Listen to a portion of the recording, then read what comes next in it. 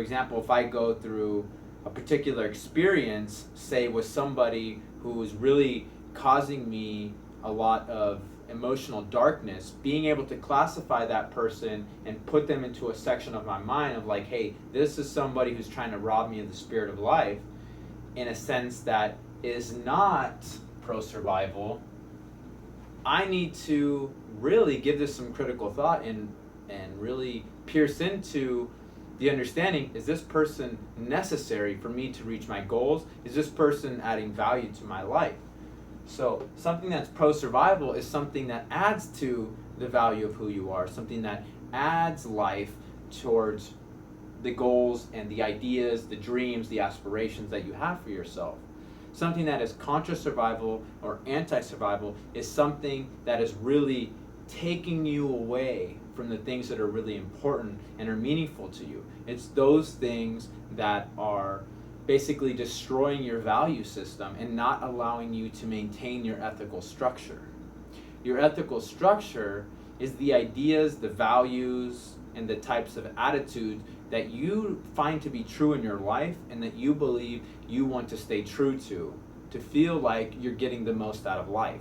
So when something starts to breach that ethical structure, that moral compass that you have within you that's leading you towards the things that you want, those are the emotional red flags. Those are the things that come up, and it's like an alarm system that's saying, hey, something's wrong, don't do it. So it can happen if, say, somebody asks you, hey, let's go out for a drink, and then you're like, no, I gotta study. They're like, well, no, let's go out for a drink, you can study later. You're like, no, I need to study.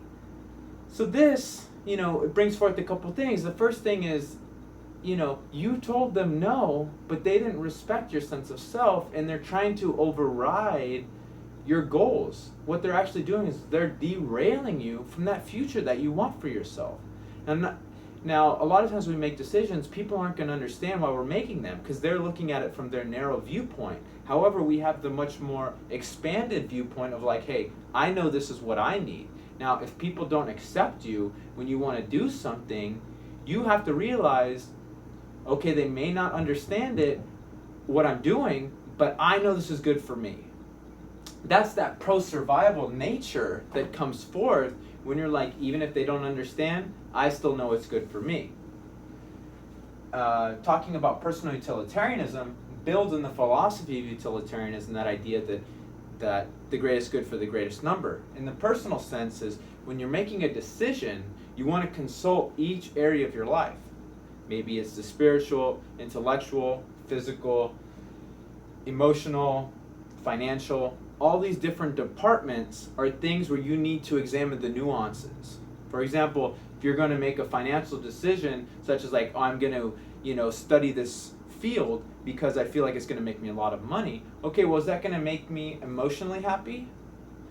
Is this going to be something that has longevity, that I'm going to feel good for a continued amount of time? Or is it just a weighted emotional decision where there's not a balance between intellect and emotion? The best decisions are those that have each of those components: balance emotion, balance intellect.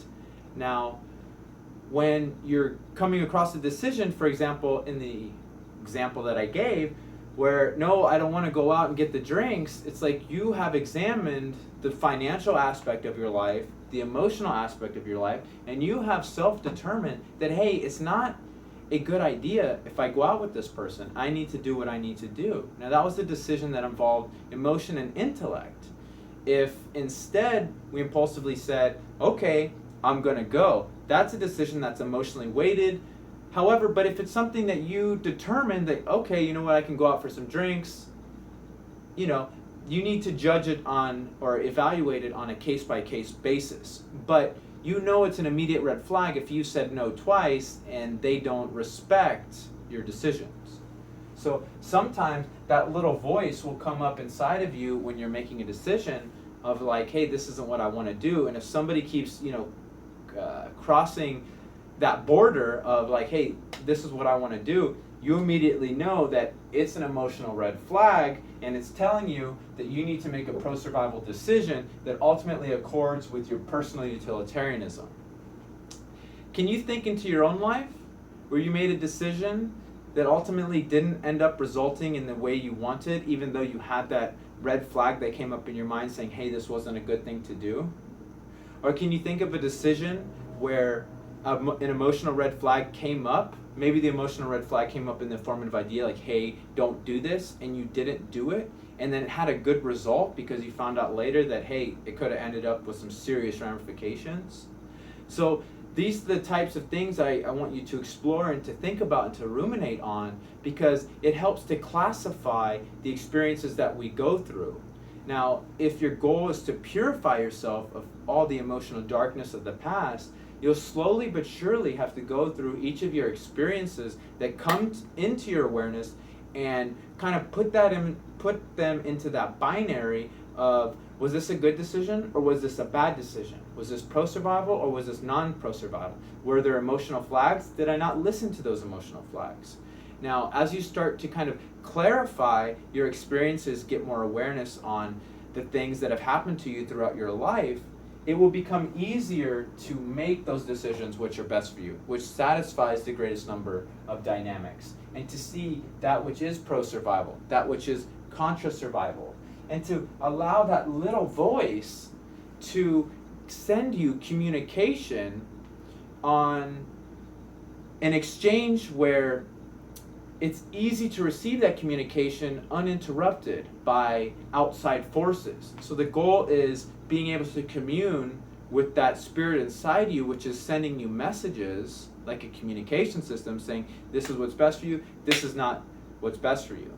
So when you have all these emotional forces that are weighing in on you and like chains pulling you here, here, here, it can be really difficult to have clarity in that decision-making process. But as you slowly start to examine all these decisions that you've made, you will start to get clarity, and it will become just a free pathway into, okay, this decision is best for me. And you want to create that balance between emotion and intellect when making decisions. So that is something to always think about. And thank you for learning and exploring this video about emotional darkness and emotional red flags.